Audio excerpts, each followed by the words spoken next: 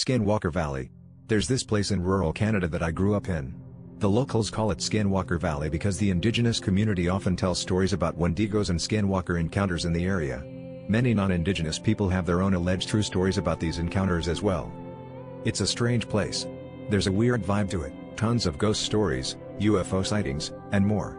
I won't get into all of that though, I'll just focus on my Wendigo and Skinwalker experiences. All of this happened when I was a teenager. My 4 friends and I were packed into a car, headed to a party out in the boonies. On the highway, it's nothing but empty fields of long grass for miles. It was foggy that night, and we were listening to loud music, singing along, laughing, and having a good time. As we went down a hill section of the highway, the fog got even thicker. We saw a large, weird-looking figure moving in the distance. It looked unnatural. My friend who was driving said, "What the hell is that?" And we slowed down, pulling over to the side of the highway to get a better look.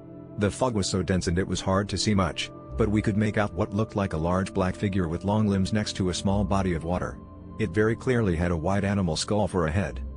We all sat there, trying to make sense of what we were looking at. Then, our indigenous friend said, "Holy shit. That's a Wendigo.